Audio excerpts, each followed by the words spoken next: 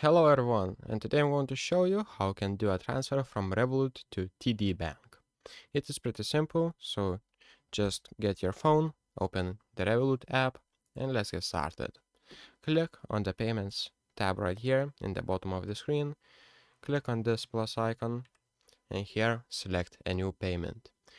You may need to select international or bank, and here you'll need to add a recipient.